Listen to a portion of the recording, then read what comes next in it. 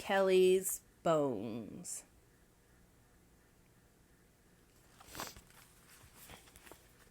Aaron Kelly was dead.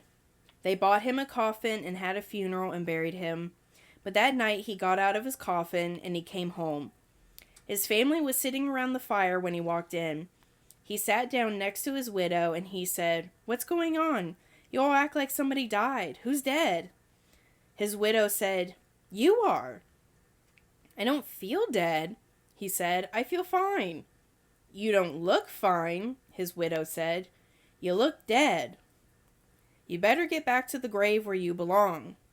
"I'm not going back to the grave until I feel dead," he said. Since Aaron wouldn't go back, his widow couldn't collect his life insurance. Without that, she couldn't pay for the coffin, and the undertaker said he would take it back. Aaron didn't care. He just sat by the fire, rocking in a chair and warming his hands and feet. But his joints were dry and his back was stiff, and every time he moved, he creaked and cracked. One night, the best fiddler in town came to court the widow. Since Aaron was dead, the fiddler wanted to marry her.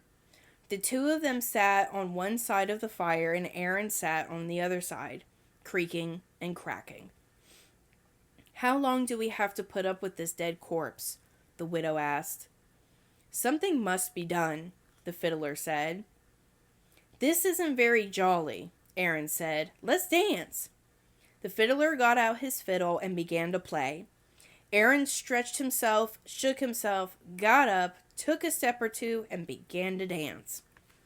With his old bones rattling, and his yellow teeth snapping, and his bald head wagging, and his arms flip-flopping, around and around he went. With his long legs clicking, and his knee bones knocking, he skipped and pranced around the room. How that dead man danced! But pretty soon a bone worked loose and fell to the floor. "Look at that," said the fiddler. "Play faster," said the widow. The fiddler played faster. Crickety-crack, down and back, the dead man went hopping and his dry bones kept dropping. This way, that way, the pieces kept popping. "Play, man, play," cried the widow. The fiddler fiddled and dead Aaron danced. Then Aaron fell apart, collapsed into a pile of bones, all except his bald head bone. That grinned at the fiddler, cracked its teeth, and kept dancing. "Look at that," groaned the fiddler. "Play louder," cried the widow. "Ho-ho," said the head bone. "Ain't we having fun?" The fiddler couldn't stand it. "Widow," he said, "I'm going home." And he never came back. The family gathered up Aaron's bones and put them back in the coffin. They mixed them up so he couldn't fit them together. After that, Aaron stayed in his grave, but his widow never did get married again. Aaron had seen to that.